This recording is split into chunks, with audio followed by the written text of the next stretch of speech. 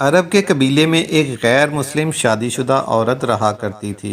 اس کا شوہر بہت بڑا بزنس مین تھا۔ ایک مرتبہ اس نے سنا کہ ملک عرب یعنی مکہ میں اللہ تعالیٰ کے آخری نبی جو اللہ کے محبوب نبی ہیں، ان پر ایک سورت نازل ہوئی ہے جس کا نام ہے سورہ فاتحہ، جس میں ہر بیماری سے شفا موجود ہے۔ وہ جس پر بھی دم کی جاتی ہے یا پڑھ کر پھونکی جاتی ہے وہ انسان تندرست ہو جاتا ہے، یہاں تک کہ اس میں بے شمار برکات ہیں۔ اس میں اب عقیدے کی بات ہے، مسلم ہو یا غیر مسلم، اللہ پاک جس کے دل میں ایمان کی روشنی ڈالنا چاہے، اللہ کی قدرت کا تو آپ سب کو اندازہ ہوگا۔ اب کسی شخص سے اس عورت نے سورہ فاتحہ سیکھ لی، پھر جب اس نے سورہ فاتحہ کا ترجمہ پڑھا تو اس کی آنکھوں میں آنسو آ گئے۔ وہ جب بھی یہ سورت پڑھتی تھی اللہ تعالیٰ اس کے بگڑے کاموں کو سنوار دیتا۔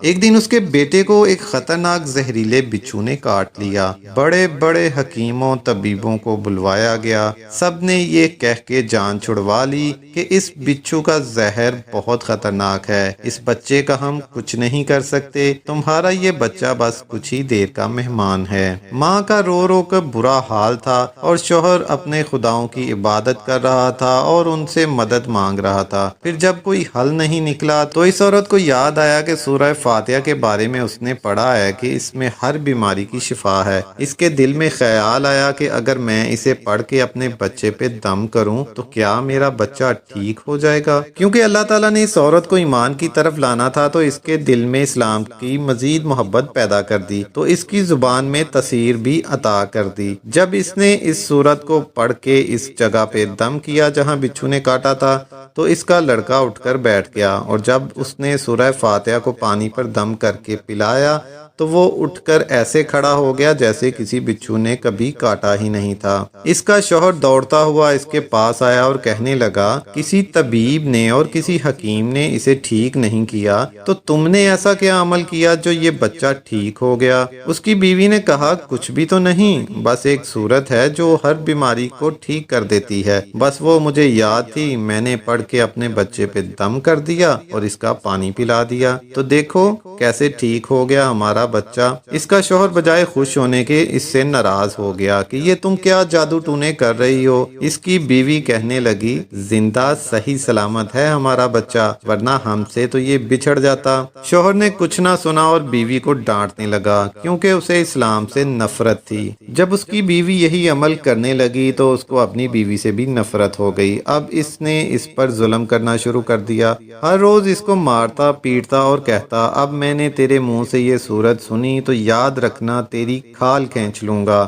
اس کو اللہ کے کلام پر بالکل یقین نہیں تھا، جبکہ اس کی بیوی کو اللہ کے کلام پہ یقین ہو گیا۔ اب اس عورت کی اللہ تعالیٰ نے کس طرح مدد کی، یہ بھی بڑا ایمان افروز ہے۔ اس عورت کا شوہر جب گھر سے کام کرنے کے لیے نکلا، نکلتے وقت جب اس نے اپنا جوتا پہنا تو اس میں وہی بچھو موجود تھا جس نے اس کے بیٹے کو کاٹا تھا۔ اس کے ڈنگ سے وہ بچہ تو بچ گیا مگر خود نہ بچ سکا، کیونکہ جب بچھو نے اس کو کاٹا تو زہر پورے جسم میں پھیل گیا اور تڑپ تڑپ کے وہیں دم توڑ گیا۔ خاندان میں یہ خبر پہنچی تو کوہرام مچ گیا۔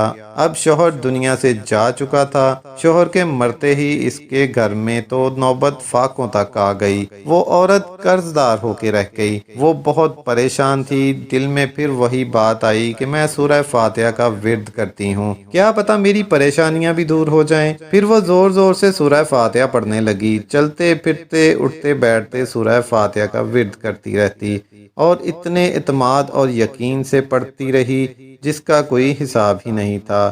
جب کوئی بندہ اللہ تعالیٰ سے امید لگاتا ہے تو اللہ تعالیٰ اپنے بندوں کی دعاؤں کو رد نہیں کرتا۔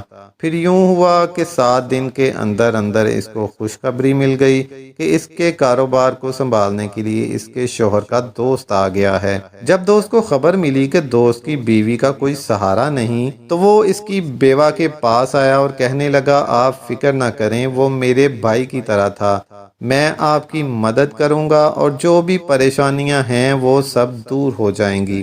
फिर इस शख्स ने इस औरत का सहारा बनकर इसका पूरा कारोबार संभाल लिया।